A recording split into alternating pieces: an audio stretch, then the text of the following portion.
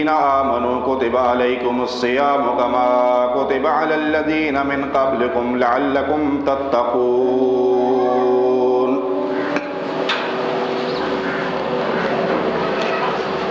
رمضان المبارک کا بابرکت مہینہ اپنی رحمتوں، سعادتوں، برکتوں اور مغفرتوں کے ساتھ، اپنی پوری آب و تاب کے ساتھ حاضر ہو چکا ہے، اور اس کی یہ بابرکت گھڑیاں مسلسل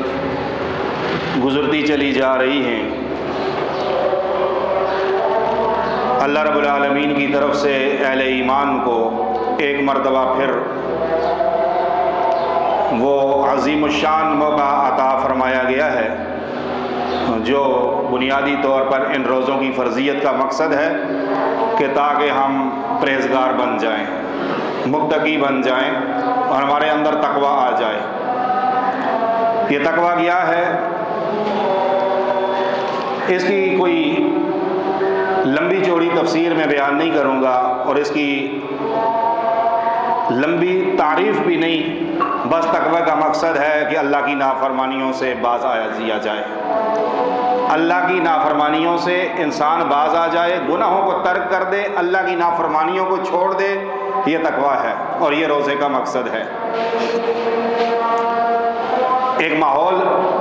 رب العالمین دیتے ہیں کہ شیطانوں کو جکڑ دیا جاتا ہے،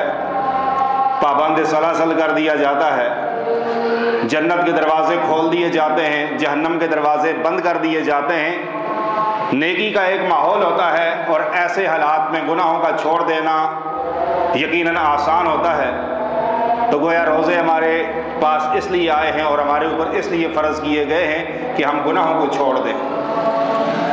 گناہ ہر شخص یہ سمجھتا ہے نا، جب گناہوں کو چھوڑنے کی بات ہوتی ہے ہر آدمی سمجھتا ہے یہ گناہ تو کوئی اور کرتا ہوگا، یہ گناہ تو بڑے بڑے گناہ ہیں، میرے اندر تو یہ گناہ موجود نہیں ہے، بھلا مجھے اس سے کیا غرض ہے؟ ٹھیک ہے مجھ سے چھوٹی موٹی غلطیاں ہوتی ہیں، لیکن یہ تو کسی اور کے لیے حکم ہے، کوئی گناہگار تو کوئی اور ہوگا۔ میرے بھائیوں، میں اپنے گریبان میں جھانکوں، آپ اپنے گریبان میں جھانکیں۔ بہت سارے گناہ ایسے ہیں کہ اتنے عام ہو چکے ہیں کہ ہم ان گناہوں کے عادی ہو چکے ہیں اور انہیں اتنا معمولی سمجھ لیا گیا ہے کہ ہم انہیں گناہ سمجھتے ہی نہیں ہیں۔ یعنی طبیعت کے اندر ایک ایسی عادت بن چکی ہے، وہ گناہ ہمیں ابھی اتنی معمولی لگتے ہیں کہ ان کی کراہیت ختم ہو گئی ہے، ان سے نفرت بھی ختم ہو جاتی ہے۔ ایک چیز مسلسل معاشرے میں رائج رہے نا تو وہ پھر عادت بن جاتی ہے، اور اس کی کثرت کی وجہ سے کہ سب لوگ جب ایک گناہ کر رہے ہوں تو پھر اسے کوئی برا بھی نہیں سمجھتا اور پھر وہ طبیعت بن جاتی ہے۔ آپ کہیں گے کہ یہ کیسے؟ اس کی میں ایک مثال آپ کے سامنے رکھتا ہوں، ایک مثال نہیں کئی مثالیں ہیں۔ نماز کا چھوڑ دینا، نماز کا ترک کر دینا، جانتے بوجھتے عمدن نماز کا ترک کر دینا حدیث کی روح سے کفر ہے، یہ گناہ نہیں کفر ہے۔ اور صحابہ اکرام میں سے کوئی بھی صحابی کسی عمل کے چھوڑ دینے کو وہ کفر نہیں سمجھتے تھے سوائے نماز کے۔ تابعین، صحابہ کے شاگرد اس بات کا دعویٰ کرتے ہیں کہ صحابہ اکرام میں سے کوئی بھی صحابی کسی عمل کے چھوڑ دینے کو گناہ کفر نہیں سمجھتا تھا سوائے نماز کے، اس لیے کہ جس نے جان بوجھ کر نماز چھوڑ دی اس نے کفر کیا ہے۔ اب آپ اندازہ لگائیں کہ ایک گناہ ہوتا ہے، ایک کفر ہے۔ اس بات پر علماء کا اجماع ہے کہ نماز کا جان بوجھ کر بلا عذر شرعی چھوڑ دینا یہ زنا سے زیادہ بڑا گناہ ہے، یہ چوری سے زیادہ بڑا گناہ ہے، یہ شراب نوشی سے زیادہ بڑا گناہ ہے۔ جان بوجھ کر نماز کو ترک کر دینا، جھوٹ، دھوکہ، فراڈ، اس سے بڑا گناہ ہے۔ لیکن وجہ کیا ہے کہ معاشرے میں جب گناہ عام ہو جائے تو اس کی وہ نفرت ختم ہو جاتی ہے۔ آپ دیکھتے ہیں نا، اللہ ہم سب پر رحم کرے، جب گھر کے اندر نمازی بھی موجود ہے، بے نماز بھی موجود ہے، مرد نماز پڑھ رہے ہیں، خواتین نماز نہیں پڑھتی ہیں، والد محترم پہلی صف کے نمازی ہیں، بیٹے نماز نہیں پڑھتے، بیٹیاں نماز نہیں پڑھتی، بہو نماز نہیں پڑھتی، ایک دن 2 دن 4 دن ان کو کہیں گے، سب کرتے کرتے اس گناہ کی نفرت اتنی ختم ہو جاتی ہے کہ بس وہ گناہ نظر نہیں آتا، سب مل جل کے رہ رہے ہوتے ہیں۔ مسجد ہے، مسجد کے باہر ایک ماحول ہے، نماز پڑھنے والا مسجد کی طرف آ رہا ہے، کام کاج کرنے والا کام کے اندر مصروف ہے، دکاندار اپنی دکانداری میں لگا ہوا ہے، مستری اپنی ورکشاپ میں لگا ہوا ہے، ملازم اپنے آفس میں لگا ہوا ہے، نماز پڑھنے والا نماز بھی پڑھ رہا ہے،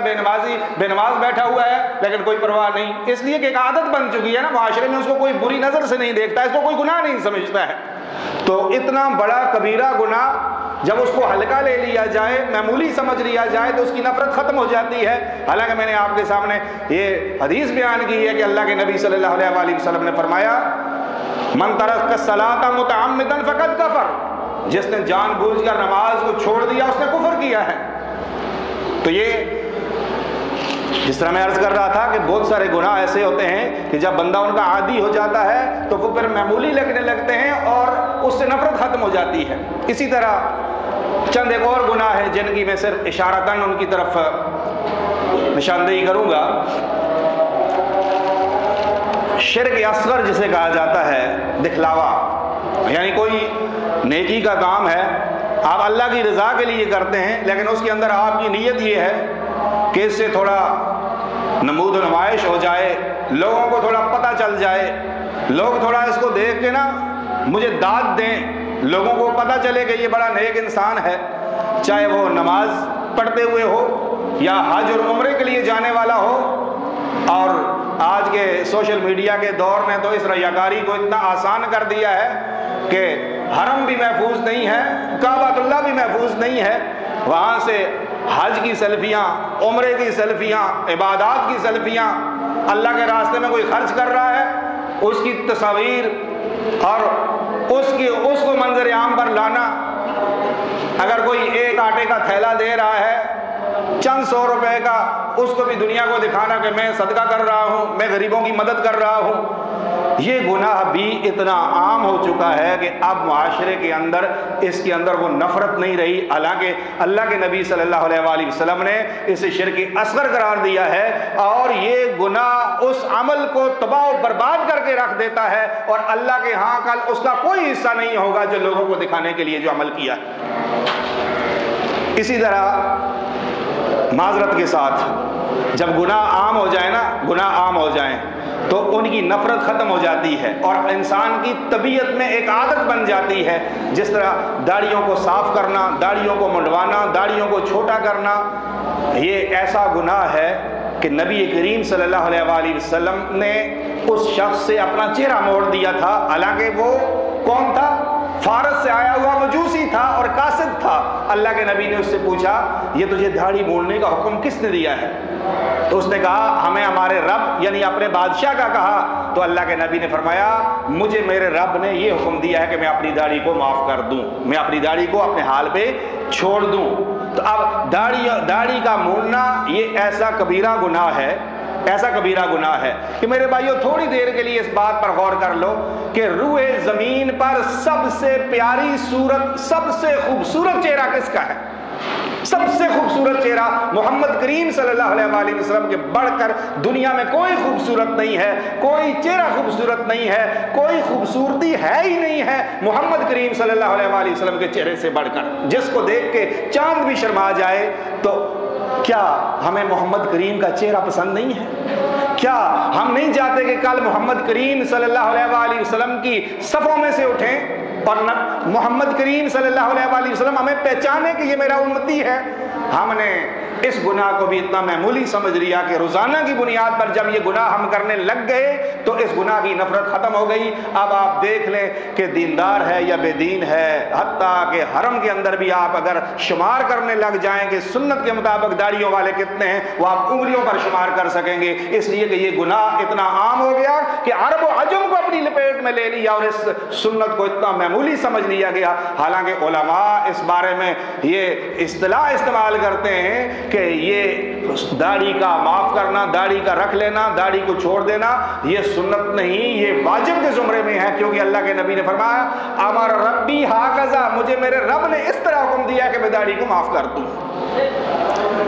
اسی طرح ایک اور گناہ جسے ہم بالکل معمولی سمجھتے ہیں اور شاید کہ بہت سارے لوگوں کو پتہ ہی نہیں ہے یہ گناہ ہے بھی ہے کہ نہیں، اور اگر گناہ ہے تو وہ اتنا معمولی سمجھتے ہیں، وہ سمجھتے ہیں کہ یہ بھی کوئی بات ہے، وہ یہ ہے اپنی شلوار کو ٹخنوں سے نیچے لٹکانا۔ بظاہر تو یہ اتنی بڑی بات نہیں ہے نا،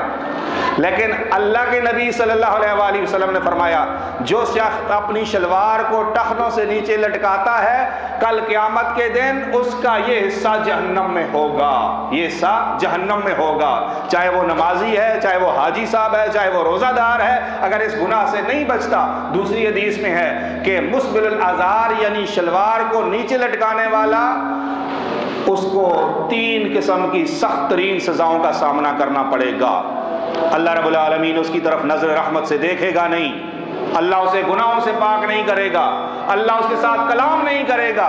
اور اللہ اسے عذاب سے دوچار کرے گا۔ تو اب یہ دیکھو کہ یہ بظاہر ایک چھوٹا سا معمولی سا گناہ لگتا ہے نا، بھائی شلوار کا اوپر کر لی، لوگ کیا کہیں گے یار، لوگ کہیں گے یہ دیکھو جی اتنی شلوار اوپر کی ہوئی ہے۔ اب لوگوں کے کہنے کی وجہ سے جہنم کا سودا کر رہے ہیں، جہنم کا سودا کر رہے ہیں کہ واضح حدیث ہے، یہ صرف نماز میں نہیں ہے، نماز ہو یا غیر نماز، مرد کے لیے یہ حرام ہے کہ وہ اپنی شلوار ٹخنوں پر لٹکا۔ تو میں یہ عرض کر رہا تھا کہ یہ چند جو میں نے گناہ آپ کے سامنے شمار کیے ہیں، اور بھی بہت سارے ہیں، لیکن یہ ایسے گناہ ہیں جنہیں انسان اتنا معمولی سمجھنے لگ گیا ہے کہ ہم ان کے اتنے عادی ہو چکے ہیں کہ اب اس کو گناہ سمجھا ہی نہیں جا رہا، تو چھوڑیں گے کیسے؟ اس کی کراہیت ختم ہو گئی ہے، اس کی نفرت ختم ہو گئی ہے، اس کی سنگینی سے بے خبر ہو گئے ہیں۔ تو یہی وجہ ہے کہ یہ گناہ معاشرے کے اندر پھیلتے چلے جا رہے ہیں، کوئی اس کو گناہ سمجھتا بھی نہیں۔ رمضان المبارک کا مہینہ آیا، یہ ہمیں متقی اور پرہیزگار بنانے کے لیے آیا، اور تقویٰ حقیقت میں ہے یہ کہ ہم گناہوں سے اپنے آپ کو بچا لیں، گناہوں کو چھوڑ دیں، گناہوں کو ترک کر دیں، یہ حقیقت میں تقویٰ ہے۔ ان گناہوں میں سے ایک گناہ جس پر تھوڑی سی تفصیل بیان کروں گا، اللہ کرے کہ اس رمضان میں یہ گناہ ہم سے چھوٹ جائے۔ یہ گناہ کیا ہے؟ دیکھیں، اس گناہ کو سمجھنے سے پہلے اس بات کو آپ سمجھ لیں کہ جب ہم اپنے رب کا حکم سمجھ کر رمضان المبارک کے مہینے میں صبح سحری سے لے کے افطاری تک حلال چیزوں سے رک جاتے ہیں، حلال کھانے پینے، حلال بیوی سے رک جاتے ہیں، یہ اللہ کا حکم سمجھ کر، اسی اللہ رب العالمین نے جس طرح دیگر گناہوں سے بچنے کا حکم پورا سال دیا ہے، پورا سال کسی صورت اسے حلال نہیں کہا ہے، اسی رب نے حکم دیا ہے۔ اگر اس رب کا ہم رمضان میں یہ حکم مانتے ہیں کہ روزے کی حالت میں اللہ تیری حلال کردہ چیزوں کو بھی چھوڑ دیتے ہیں اس لیے کہ تو نے حکم دیا ہے، تو ربا جن چیزوں کا تو نے سال کے 12 مہینے جن سے رکنے کا حکم دیا ہے، جن سے بچنے کا حکم دیا ہے، اللہ میں اس حکم کو بھی مانتا ہوں کیونکہ میں مطیع اور فرما بردار ہوں، میرا نام مسلم ہے، مسلم کا معنی یہ ہوتا ہے کہ فرما بردار۔ تو پھر یہ جو گناہ ہیں، یہ گناہ سال کے 12 مہینے حرام ہیں، 12 مہینے، اور روزہ اسی لیے آتا ہے کہ ان گناہوں سے ہمیں بچا لے۔ لعلکم تتقون کا مطلب یہ ہے کہ گناہوں سے بچ جائیں۔ تو ان گناہوں میں سے ایک سنگین ترین گناہ جو ہے وہ بد نظری ہے، بد نظری، یعنی کسی غیر محرم عورت کی طرف دیکھنا جو کہ ہمارے لیے دیکھنا جائز نہیں ہے، دیکھنا جائز نہیں ہے۔ اور ان گناہوں میں سے ایک گناہ یہ بھی ہے کہ جب خواتین شرعی پردے کا اہتمام نہیں کرتی ہیں، معاشرے میں بے پردگی ہوتی ہے، تو یہ گناہ اتنا ہی زیادہ ہو جاتا ہے۔ تو بے پردگی بھی اپنی جگہ ایک سنگین ترین جرم ہے، گناہ ہے، لیکن مردوں کے لیے یہ حکم ہے سورہ نور میں، ساتھ میں خواتین کے لیے الگ سے حکم ہے کہ قل للمؤمنین یغضوا من ابصارہم، اے نبی ایمان والوں سے کہہ دو اپنی نگاہوں کو نیچے رکھو، اپنی نگاہوں کی حفاظت کرو۔ اور اللہ کے نبی صلی اللہ علیہ وآلہ وسلم نے فرمایا النظر سہم مسموم من سہام ابلیس، یہ نظر شیطان کے تیروں میں سے ایک زہر آلود تیر ہے۔ اور فرمایا من ترکہا من مخافتی ابدلتہ ایمانا یجد حلاوتہ فی قلبہ، جو شخص بھی، اللہ فرماتا ہے جو شخص بھی میرے خوف سے اس بد نظری کو چھوڑ دیتا ہے، باوجود اس کے کہ شیطان اس کا حکم دیتا ہے، نفس اس کی طرف مائل ہوتا ہے، طبیعت اس کی طرف للچاتی ہے، لیکن اس وجہ سے نظر کی حفاظت کر لیتا ہے، اپنی نگاہوں کو ان حرام چیزوں سے دور کرتا ہے جس سے اللہ نے روکا ہے، تو اللہ رب العالمین فرماتے ہیں کہ جو شخص میرے ڈر اور میرے خوف کی وجہ سے نظر کی حفاظت کر لیتا ہے تو میں اس کو ایسا ایمان عطا کروں گا جس کی مٹھاس وہ اپنے سینے میں محسوس کرے گا، وہ اپنے دل میں اس ایمان کی مٹھاس محسوس کرے گا۔ آج اگر ہماری زندگیوں میں ایمان کی وہ مٹھاس نہیں ہے جو مٹھاس سلف صالحین محسوس کیا کرتے تھے، جو مٹھاس صحابہ کرام جو ہے وہ پایا کرتے تھے، وہ مٹھاس کیوں نہیں ہے؟ اس کی بنیادی وجہ یہ ہے کہ گناہ ہماری طبیعتوں کے اندر اس قدر رچ بس گئے ہیں کہ اس مٹھاس تک ہمیں پہنچنے نہیں دے رہے۔ تو بد نظری یہ اتنا خطرناک گناہ ہے کہ اس کو اللہ کے نبی صلی اللہ علیہ وآلہ وسلم نے آنکھ کا زنا قرار دیا ہے، آنکھ کا زنا قرار دیا ہے۔ فرمایا سننا کان کا زنا ہے، دیکھنا آنکھ کا زنا ہے، بالآخر میں شرمگاہ اس بات کی تصدیق کرتی ہے۔ تو یہ گویا کہ زنا تک پہنچنے کے بڑے وسائل ہیں، نظر ہے کہ اس کے ساتھ انسان دیکھتا ہے اور پھر دل پر اترتی ہے اور پھر اس کے بعد شرمگاہ اس کی طرف مائل ہو کر اس گناہ کا ارتکاب کر لیتی ہے۔ تو میرے بھائیو، رمضان المبارک کا مہینہ ہے، اس گناہ کو اپنے اوپر لازم کر لو کہ میں نے اس گناہ کو چھوڑنا ہے جس کا اللہ نے چھوڑنے کا حکم دیا ہے۔ یہ بد نظری اتنا خطرناک جرم ہے کہ پہلے ایسے ہوا کرتا تھا کہ انسان بازار میں گیا، بازار میں یا کسی مخلوط مجلس میں گیا یا کسی شادی میں گیا یا ایسی جگہوں پر جہاں مرد و عورتوں کا اختلاط ہوتا ہے، وہاں پر انسان بد نظری کا شکار ہو جاتا تھا، اس گناہ کا شکار ہو جاتا تھا۔ کالجوں میں، یونیورسٹیوں میں، اسپتالوں میں، ایسی جگہوں پر جہاں شرعی پردہ نہیں ہوا کرتا تھا، خواتین لحاظ نہیں کرتی تھی، تو انسان بد نظری کا شکار ہو جایا کرتے تھے۔ لیکن آج معاملہ اس سے کہیں آگے بڑھ چکا ہے، آج معاملہ اس سے کہیں آگے بڑھ چکا ہے کہ جب سے یہ سوشل میڈیا آیا ہے، جب سے یہ موبائل، یہ انٹرنیٹ آیا ہے، یہ موبائل، یہ انٹرنیٹ جب سے آیا ہے، اب وہ سب کچھ العیاذ باللہ، وہ سب کچھ جس کو دیکھتے وقت لوگ شرمایا کرتے تھے، جو گنہگار سے گنہگار آدمی بھی ہوتا تھا سینما جایا کرتا تھا، منہ چھپا کے جاتا تھا کہ مجھے کوئی جاننے والا دیکھ نہ لے، کوئی میرے گھر پہ شکایت نہ کر دے، میرا رشتہ دار مجھے کیا کہے گا۔ اس وقت لوگ سینما گھروں میں جاتے ہوئے شرمایا کرتے تھے کہ ایک بری جگہ ہے، بے حیائی والی جگہ ہے، اور جس کے گھر میں ٹی وی ہوتا تھا دیندار لوگ اس سے نفرت کیا کرتے تھے اور ٹی ویوں کو چوکوں چوراہوں میں لا کے توڑا جاتا تھا کہ معاشرے کے اندر حیا کی ایک رمق موجود تھی۔ اب تو سینما جیب میں ہے، ہر شخص کے جیب میں سینما ہے اور دنیا اس کی انگلیوں پر ہے کہ جو بٹن دبائے، جو چاہے، جو دیکھنا چاہے وہ اس کے سامنے ہے، اور یہ بھی نہیں کہ کوئی دیکھے گا تو کیا کہے گا، نہیں، یہ اس کا اپنا ذاتی مسئلہ ہے، یہ اس کو پرائیویسی موجود ہے اس کی، وہ اکیلے میں بیٹھے، دن میں بیٹھے، رات میں بیٹھے، جو چاہتا ہے دیکھتا ہے۔ اور نوجوانوں یہ مسئلہ، نوجوانوں یہ پریشانی اور یہ مصیبت واللہ پانی سروں سے اوپر ہو چکا ہے۔ نوجوان نسل تباہ ہو چکی ہے، اخلاق برباد ہو چکے ہیں، حیا جا چکی ہے، شرم ختم ہو چکی ہے اس سوشل میڈیا کی وجہ سے. بڑے بڑے دیندار لوگ اس سے محفوظ نہیں رہ سکے ہیں. وجہ کیا ہے؟ اب ایک شریف آدمی، ایک دیندار آدمی موبائل کھولتا ہے، موبائل کھول کے جو ہی وہ کوئی حدیث تلاش کرنا چاہتا ہے، کوئی کتاب کھولنا چاہتا ہے، تو فوراً ایڈز کے نام پر، فوراً مشہوری کے نام پر، تشہیر کے نام پر ایسی برہنہ تصاویریں سامنے آتی ہیں جو العیاذ باللہ. اب کوئی کیا کرے، کیسے بچے؟ کوئی بیان سننا چاہتے ہیں، جو ہی بیان دیکھا اوپر، جب اوپر کو گھمایا تو نیچے کیا ہے؟ کوئی چیز ڈھونڈ رہے ہیں، اس کے نیچے کوئی مشہوری ہے تو وہ عورت کے بغیر نہیں ہے. اور عورت بھی ایسی بے حیا، ایسے حیا باختہ لباس کے اندر کہ اب یہ دیکھتے دیکھتے عادت سی ہو چکی ہے کہ اب اس کو کوئی گناہ نہیں سمجھ رہا کہ میں کیا دیکھ رہا ہوں، مجھ سے کل پوچھا جائے گا میری نظریں کیا دیکھ رہی ہیں. اور نوجوانوں کا حال یہ ہے، آگے آ جائیں، جگہ ہے، بیٹھ جائیں، جگہ بن جائے گی، آگے آ جائیں، یہ آگے جگہ موجود ہے. اب نوجوانوں کا حال یہ ہے، نوجوانوں کا حال یہ ہے، اللہ اکبر، رات کے 2 بج رہے ہیں، 3 بج رہے ہیں، دیکھ لو آن لائن ہے. بھئی اس رات کو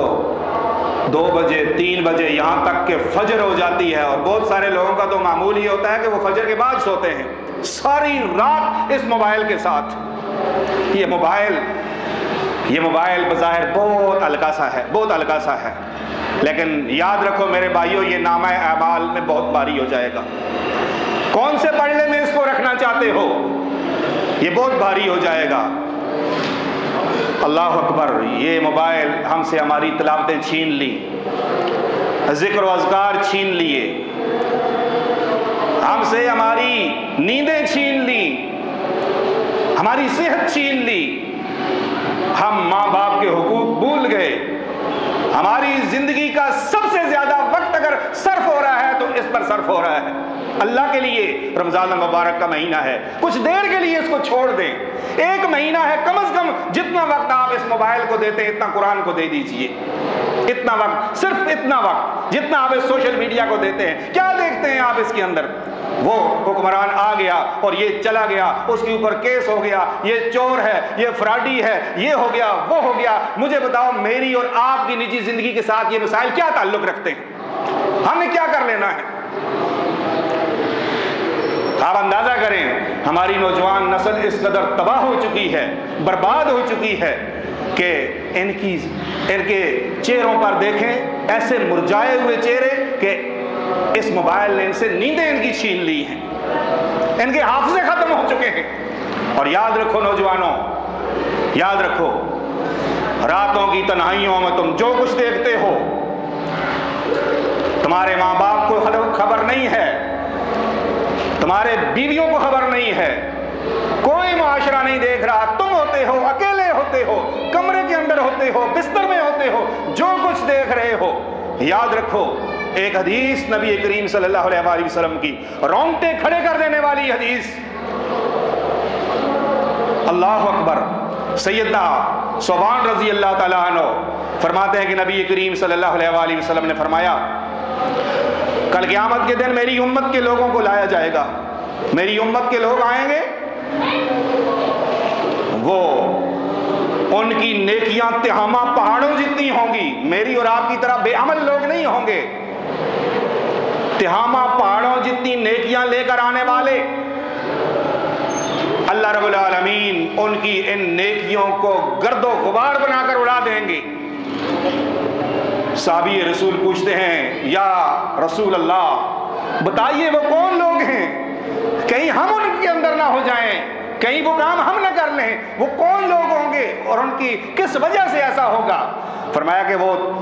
تمہاری قوم میں سے ہوں گے، یعنی کوئی الگ سے مخلوق نہیں ہوگی، تم میں سے وہ لوگ ہوں گے، امت محمدیہ میں سے ہوں گے، اور راتوں کو عبادت کرنے والے ہوں گے. وہ کون؟ جو راتوں کو عبادت کرنے والے ہوں گے. پوری رات رمضان کے مہینے میں کرکٹ کے اسٹیڈیم سے جانے والے نہیں، رمضان کی بابرکت راتوں میں فٹ بال کھیلنے والے نہیں، ساری رات فلمیں ڈرامے دیکھنے والے نہیں، راتوں کو عبادت کرنے والے لوگ ہوں گے. ان کی نیکیاں تہامہ پہاڑوں جتنی ہوں گی اور ان کو گرد و غبار بنا کر اڑا دیا جائے گا۔ وہ کون لوگ ہوں گے؟ اللہ کے نبی صلی اللہ علیہ وسلم نے فرمایا یہ وہ لوگ ہوں گے جب ان کو تنہائی میسر آئے گی تو یہ اللہ کی نافرمانی کرنے سے باز نہیں آئیں گے، یعنی تنہائیوں کے اندر جو جی میں آئے گا وہ گناہ کر ڈالیں گے۔ ان کی تنہائیاں، ان کی خلوتیں ایسی ہوں گی کہ لوگوں کے سامنے بڑے پارسا، بڑے نیک، بڑے پرہیزگار، اور جب اکیلے میں کوئی موقع ملے برائی کا، اللہ کی نافرمانی کا، بے حیائی کا، وہ کر گزریں گے۔ یہ لوگ ایسے ہوں گے کہ ان کی نیکیاں اگر تہامہ پہاڑوں جتنی ہیں تو اللہ رب العالمین انہیں راکھ بنا کے اڑا دیں گے۔ نوجوانوں، ہمارے روزے، ہماری نمازیں، ہماری تلاوتیں، ہمارے ذکر و اذکار کہیں ایسا تو نہیں کہ ہماری تنہائیاں کھا جائیں، ہماری خلوتیں ان کو برباد کر کے رکھتے ہیں۔ اس حدیث کو سن لینے کے بعد رمضان المبارک کے مہینے میں توبہ کرو، استغفار کرو، اللہ سے ڈر جاؤ۔ اور میں آخر میں ایک زبردست قسم کی نصیحت، وہ نصیحت میری نہیں ہے، وہ نصیحت یہ ہے کہ مسجد نبوی میں شیخ سلیمان الرحیلی حافظہ اللہ تعالی سعودی عرب کے ایک جید عالم دین ہیں جو مسجد نبوی میں بیٹھ کے درس دیتے ہیں، مدینہ یونیورسٹی میں استاذ ہیں، اور اسلام کی سب سے پہلی مسجد قباء کے امام و خطیب ہیں۔ درس کے دوران ان کو ایک نوجوان ایک پرچی دیتا ہے، بڑی توجہ کے ساتھ سننے کی یہ نصیحتیں ہیں۔ وہ پرچی دیتا ہے، کہتا ہے شیخ آپ مجھے کچھ نصیحت کیجئے اور میرے لیے دعا کیجئے، میں نوجوان ہوں اور مجھے ایک گندی لت پڑ چکی ہے کہ میں پوری رات گندی ویڈیوز دیکھتا ہوں، گندی فلمیں دیکھتا ہوں، اور یہ گناہ مجھ سے چھوٹا نہیں جا رہا۔ اللہ اکبر! وہ ویڈیو شیخ سلیمان رحیلی کا وہ بیان اور وہ نصیحتیں نیٹ پر موجود ہیں۔ شیخ سلیمان اللہ رب العالمین سے فریاد کرتے ہیں، یا اللہ ہمارے دل گندے ہو چکے ہیں، اللہ ہم ایک مصیبت میں گرفتار ہو چکے ہیں، اللہ تو ہمیں معاف کر دے، اللہ ہماری نوجوان نسل کو اس گندگی سے نکال دے۔ اور پھر اس نوجوان کو اس کو داد دیتے ہیں کہ اے نوجوان، میں تجھ پہ خوش اس لیے ہوں کہ کم از کم تجھے گناہ سے بچنے کی ایک فکر تو ہے نا، تجھے یہ پریشانی تو لاحق ہے نا کہ یہ جس مصیبت میں گرفتار ہو چکا ہوں یہ حقیقت میں ایک مصیبت ہے، یہ گناہ ہے، یہ اللہ کی نافرمانی ہے۔ اگر تیرے اندر یہ احساس موجود ہے تو اللہ تجھے ضرور اس سے نکلنے کا موقع عطا فرمائے گا۔ اے نوجوان، میں آپ کو 5 نصیحتیں کرتا ہوں، یہ نصیحت میری امت کے ہر اس فرد کے لیے ہے جو اس گناہ کے اندر ملوث ہو چکا ہے۔ اب ہر شخص اپنے بارے میں خود جانتا ہے، اگر ہم میں سے کوئی شخص اس گناہ کے اندر ملوث ہو چکا ہے اور وہ گناہ اس کی عادت بن چکی ہے کہ وہ گندی فلمیں دیکھنے کا عادی بن چکا ہے، اور یہ المیہ ہے اس امت کے نوجوانوں کا، یہی وجہ ہے نا، یہی وجہ ہے کہ امت تڑپ رہی ہے، امت تڑپ رہی ہے۔ فلسطین کے اندر انسانیت ختم ہو چکی ہے، امت کی بیٹیاں، امت کے بچے وہ ایک ایسی تاریخ بن چکے ہیں کہ اس سے پہلے کبھی اتنا ظلم نہیں ہوا۔ بنیادی وجہ یہ ہے نا کہ جب ہماری نوجوان نسل ان کاموں پر لگ جائے کہ جو کفار کے دل دادا کام ہیں، پھر اس امت میں صلاح الدین ایوبی کیسے پیدا ہوگا؟ پھر محمد بن قاسم کیسے پیدا ہو سکتا ہے؟ پھر طارق بن زیاد کہاں سے آئے گا؟ مختصر شیخ سلیمان رحیلی نصیحت کرتے ہیں، پیارے بھائی میری ایک نصیحت، پہلی نصیحت کو یاد کر لے، جب کبھی تو ان گندی فلمیں دیکھنے کا تجھے شوق پیدا ہو اور شیطان تجھے اکسائے تو یہ یاد کر لے کہ یہ جو آنکھیں اللہ نے تجھے دی ہیں یہ اللہ کی بہت بڑی نعمت ہے، اور اللہ کی اس نعمت کو اللہ کی نافرمانی میں استعمال نہ کرنا۔ یہ کتنی بڑی نعمت ہے، کتنی بڑی نعمت ہے۔ نہ ایک انسان نابینا ہو جائے، نہیں، نابینا ہونے سے پہلے اگر صرف یہ پلکیں نیچے کی طرف جھک جائیں نا، ان پلکوں کو بار بار جو ہم 1 منٹ میں کتنی مرتبہ اٹھاتے ہیں، جھکاتے ہیں، کبھی ہم نے شمار کیا ہے؟ جس شخص کی یہ پلکیں اس کی آنکھوں پر گر جائیں اور یہ اوپر نہ ہو سکیں، وہ کہے گا میری ساری دولت لے لو لیکن میری آنکھیں بحال کر دو۔ اور جو نابینا ہے نا، جن کی یہ جس نعمت سے محروم ہیں، ان سے ذرا جا کے پوچھو کہ آنکھیں کتنی بڑی نعمت ہیں۔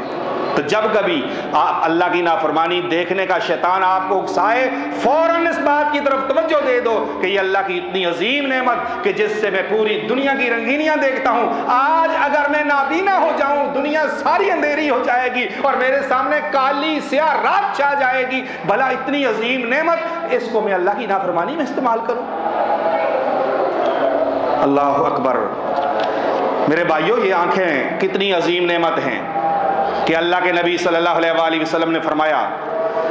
کہ اللہ رب العالمین کل قیامت کے دن اس شخص کو عرش کا سایہ عطا فرمائیں گے جس دن اللہ کے سائے کے سوا کوئی سایہ نہیں ہوگا۔ ان میں سے ایک شخص وہ ہوگا کہ جو تنہائی میں بیٹھ گیا، ففاضت عیناہ، اس کی آنکھوں سے آنسو جاری ہو گئے۔ یہ آنکھیں جب آنسو جاری کرتی ہیں تو اللہ کے عرش کے سائے کا مستحق بنا دیتی ہیں۔ اور اللہ کے نبی نے فرمایا کہ اللہ رب العالمین کو 2 قطرے بے حد محبوب ہیں، ان میں سے ایک قطرہ شہید کے خون کا ہے تو دوسرا قطرہ ایک آنکھ سے اللہ کے خوف سے بہنے والا آنسو ہے جو اللہ کو بے حد محبوب ہے۔ اور یہ قطرے، یہ آنکھوں سے بہنے والے آنسو، یہ کتنے عظیم تر ہیں، کتنے عظیم تر ہیں کہ کل قیامت کے دن وہ جہنم کی آگ کہ جس کو 7 سمندر بھی نہیں بجھا سکیں گے، 7 سمندر بھی نہیں بجھا سکیں گے، آج میری اور آپ کی آنکھوں سے ٹپکنے والے آنسو جہنم کی اس آگ کو بجھا سکتے ہیں۔ اللہ کے نبی صلی اللہ علیہ وآلہ وسلم نے فرمایا جو شخص اللہ کے خوف سے رویا اور اس کی آنکھ سے مکھی کے سر جتنا آنسو نکل گیا، یہ شخص جہنم میں نہیں جائے گا یہاں تک کہ دودھ واپس تھنوں میں چلا جائے۔ یعنی جس طرح جانور سے دویا ہوا دودھ واپس تھنوں میں نہیں جا سکتا، اس طرح یہ شخص جہنم میں بھی نہیں جائے گا۔ شرط یہ ہے کہ اللہ کے خوف سے اس کی آنکھیں بہہ پڑے اور اس سے آنسو جاری ہو جائے۔ پہلی نصیحت شیخ سلیمان نے یہ کی ہے، وقت ختم ہوا جاتا ہے، بڑی قیمتی باتیں ہیں، میں اختصار کروں گا۔ دوسری نصیحت یہ کی ہے کہ میرے پیارے بھائی سن لے کہ کل اللہ رب العالمین کی جب عدالت قائم ہوگی، رب العالمین حساب و کتاب لے گا، تو اس دن کو، اس گھڑی کو یاد کر لے کہ رب العالمین ایک ایک بندے سے اکیلے میں حساب و کتاب لے رہا ہوگا۔ کوئی ترجمان نہیں ہوگا، کوئی وکالت کرنے والا نہیں ہوگا، کوئی پردہ نہیں ہوگا۔ اس دن اگر ان آنکھوں کا حساب لے لیا گیا تو میں کیا جواب دوں گا؟ اور وہاں پر منظر بڑا سخت ہوگا کہ سامنے جہنم دیکھ رہی ہوگی، چنگاڑ رہی ہوگی، شور کر رہی ہوگی، اپنی چنگاریاں باہر پھینک رہی ہوگی، تکاد تمیز من الغیظ، قریب ہے کہ غصے سے پھٹ جائے۔ 70,000 لگاموں کے ساتھ جکڑی ہوئی جہنم کہ ایک لگام کے ساتھ 70,000 فرشتہ موجود ہے، اس کے باوجود وہ آپے سے باہر ہو رہی ہوگی۔ اور انسان اس وقت اپنے دائیں طرف دیکھے گا تب بھی اسے اپنے اعمال نظر آئیں گے، بائیں طرف دیکھے گا تب بھی اسے اپنے اعمال نظر آئیں گے۔ ہاں، آج دیکھ لو کہ کون سے اعمال ہم آگے بھیج رہے ہیں، جن کا سامنا ہم نے وہاں پر کرنا ہے کہ دائیں بھی بائیں بھی جو اعمال ہم بھیج رہے ہیں وہی ہوں گے، کوئی اور اعمال نہیں ہوں گے۔ ہاں، دیکھ لیں کہ کون سے اعمال وہاں بجا لا رہے ہیں اور وہاں پر انہی اعمال کا سامنا کرنا ہوگا۔ شیخ سلیمان فرماتے ہیں کہ اس دن اور اس گھڑی کو جب یاد کرو گے تو گناہوں سے بچ جاؤ گے۔ تیسری نصیحت وہ یہ کرتے ہیں، اور یہ ہر ایک گناہ کے لیے یہ نصیحت ہے، ہر ایک گناہ کے لیے، کہ جب آپ گناہ کر رہے ہوں اور آپ دیکھ رہے ہوں کہ کوئی دیکھنے والا نہیں ہے، میں تنہائی میں ہوں، میری چالاکی سے کوئی خبر نہیں کہ کسی کو پتہ نہیں چلے گا میں یہ گناہ کر رہا ہوں، لیکن ایک تصور قائم کر لو کہ اللہ دیکھ رہا ہے کہ میں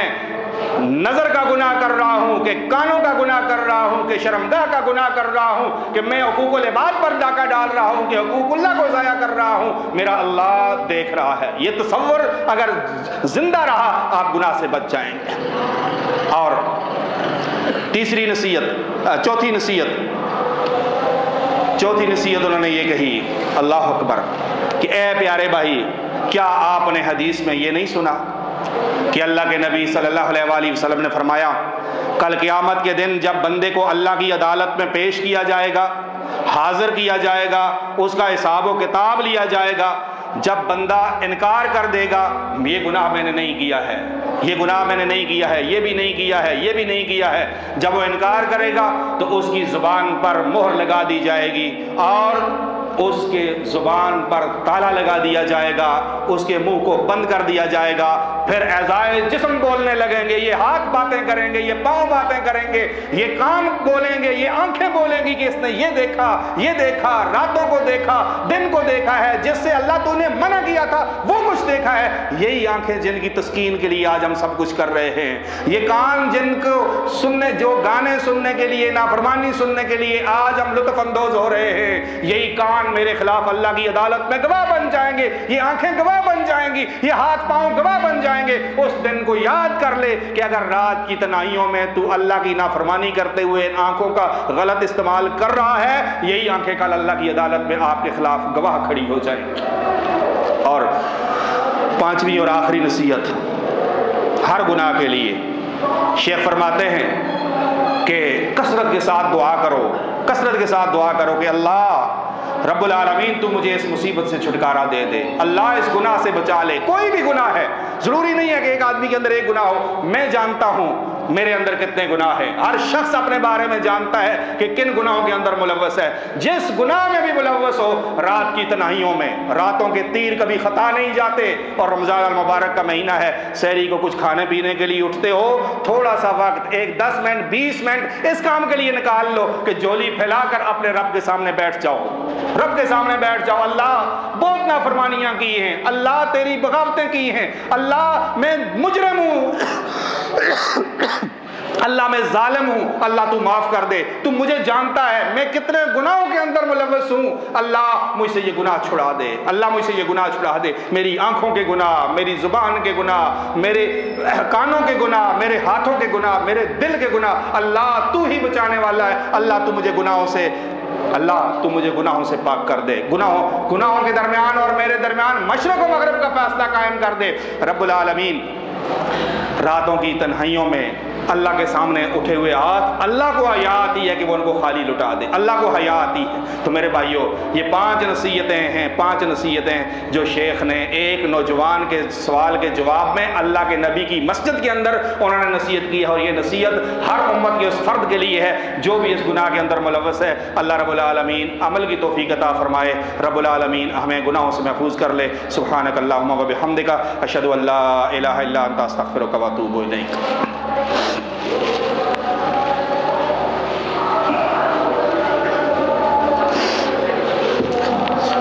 ان الحمد للہ نحمده ونستعینه ونستغفره ونعوذ باللہ من شرور انفسنا ومن سیئات اعمالنا، من یهده اللہ فلا مضل له ومن یضلل فلا ہادی له، واشهد ان لا الہ الا اللہ واشهد ان محمدا عبده ورسولہ۔ نوجوان ساتھیوں، اگرچہ ہر انسان خطا کا پتلا ہے، غلطیاں، کوتاہیاں، گناہ ہر انسان سے ہو جاتے ہیں، اور گناہوں کا ہو جانا اتنی بڑی بات نہیں ہے، کیونکہ بحیثیت انسان بشر ہوتے ہوئے انسان کمزور ہے۔ لیکن سب سے بڑی اور خطرناک بات یہ ہے کہ گناہوں کے اوپر اصرار کیا جائے، گناہوں کے اوپر ہمیشگی اختیار کی جائے، گناہوں کے اوپر انسان جرأت کر لے، ڈٹ جائے، یہ بہت بڑا، اس گناہ سے زیادہ سنگین معاملہ یہ ہے۔ آئیے، رمضان المبارک کا مہینہ ہے، دل نرم ہو چکے ہیں، اللہ کی رحمت جوش مار رہی ہے، جنت کے دروازے کھلے ہوئے ہیں، جہنم کے دروازے بند ہو چکے ہیں، ہمارے دشمن شیاطین جکڑے ہوئے ہیں۔ ایسے نیکی کے ماحول میں اپنی زندگیوں کا محاسبہ کریں اور اس رمضان المبارک کے مہینے کو ایک یادگار مہینہ بنائیں، اور پورے سچے دل کے ساتھ توبہ کریں۔ کس چیز سے توبہ؟ کس چیز سے توبہ؟ ہر ایک گناہ سے توبہ، لیکن جن گناہوں کا میں نے ذکر کیا ہے کہ اگر ہم نماز نہیں پڑھتے ہیں، رمضان المبارک کے علاوہ نماز نہیں پڑھتے ہیں، جمعے کے علاوہ 5 وقت کی فرض نماز نہیں پڑھتے ہیں، یہ گناہ نہیں، یہ کفر ہے، یہ زنا سے بڑا گناہ ہے، یہ چوری سے بڑا گناہ ہے، یہ شراب پینے سے بڑا گناہ ہوتا ہے کہ آپ فرض نماز جان بوجھ کر چھوڑ دیتے ہیں، کل اللہ کے ہاں بے نماز آدمی کے روزے، اس کی زکوٰۃ، اس کا حج، اس کا عمرہ قبول نہیں ہے۔ علماء کا اس بات پر فتویٰ ہے کہ جو شخص فرض نماز کا جان بوجھ کر تارک ہے اس کے دیگر اعمال اللہ کے ہاں قبول نہیں ہیں۔ تو اگر آپ چاہتے ہیں کہ آپ کے روزے قبول ہوں، آپ کی زکوٰۃ قبول ہو، آپ کے حج عمرے قبول ہوں، آپ کی نیکیاں قبول ہوں، تو اس رمضان المبارک کے مہینے میں آج سے یہ اللہ کے ساتھ عہد کریں کہ اب زندگی کا کوئی موقع ہو، زندگی کا کوئی موڑ ہو، جس طرح بھی ہو، بس فرض نماز نہیں چھوڑنی ہے۔ فرض نماز چھوڑنا کفر ہے، میں کفر میں نہیں جانا چاہتا۔ اور دوسرا جن گناہوں کا میں نے ذکر کیا ہے، اگر ہمارے چہرے سنت رسول کے مطابق نہیں ہیں تو اس رمضان المبارک کے مہینے کو غنیمت سمجھتے ہوئے، اللہ نہ کرے کل ہماری موت آ جائے اور ہم اس دنیا سے چلے جائیں اور بغیر داڑھی کے ہم چلے جائیں، کل نبی کریم صلی اللہ علیہ وآلہ وسلم کی امت سے جب ہم اٹھیں گے، اللہ نہ کرے کہ نبی کریم پہچاننے سے انکار کر دیں، اللہ نہ کرے کہ ہم امت محمدیہ کے بجائے کسی اور جگہ سے اٹھیں، تو ہمارا کیا انجام ہوگا؟ سب سے پیاری صورت، سب سے پیارا چہرہ میرے نبی کریم کا ہے۔ اگر نبی کریم کے چہرے سے محبت ہے تو آج سے اپنی داڑھیوں کو معاف کر دیں۔ دو کام، نماز کسی صورت نہیں چھوڑنی اور داڑھیوں کو معاف کر دینا ہے، اور تیسرا کہ شلواریں اپنی ٹخنوں سے نیچے نہیں لٹکانی ہیں۔ کوئی کچھ بھی ہو جائے، لوگ کیا کہیں گے؟ بھائی لوگ یہ کہیں گے نا، یار دیکھو جی اس کتنا اوپر کیا ہوا ہے جی، اور یہی وہ لوگ ہیں آپ کی شلوار اوپر کرنے پر اگر آپ کو طنز، آپ کے ساتھ مذاق کرتے ہیں، آپ کا ٹھٹھا اڑاتے ہیں، کل آپ چڈی پہن کر چلے جائیں تو آپ کو کوئی برا نہیں کہے گا۔ اس کی وجہ کیا ہے کہ لوگوں کو آپ کے لباس سے نہیں، محمد کریم کی سنت سے دشمنی ہے، اور شیطان اس بات پر ان کو ابھارتا ہے کہ وہ آپ کے ساتھ مذاق کریں، ورنہ ان کو اس بات پر نہیں کہ آپ نے کتنے اوپر کیے ہوئے، کتنے نیچے کیے۔ یہی شیطان ہے نا کہ حکم اللہ نے مردوں کو دیا تھا، عورتوں نے اتنے پانچے اوپر کر دیے، کسی نے ان کو برا کہا ہے کہ تم ایسا کیوں کرتی ہو؟ حالانکہ یہ حرام ہے، لیکن عورتیں اوپر کریں تو اس پر کوئی نہیں، مرد اگر اوپر کر لے تو ایک طوفان بدتمیزی کھڑا ہو جاتا ہے کہ یہ سنت پر عمل کی وجہ سے آپ کو جو تکلیف ملے گی، جو لوگوں کی باتیں سننے کو ملے گی، اس پر آپ کو اجر ملے گا، تو آج سے یہ تیاری کر لو۔ اور جو سب سے اہم چیز جس پر ہم نے تفصیل کے ساتھ بیان کیا ہے، اپنی نظروں کی حفاظت۔ طے کر لو کہ یہ موبائل کہیں کل قیامت کے دن اس ترازو کے پلڑے میں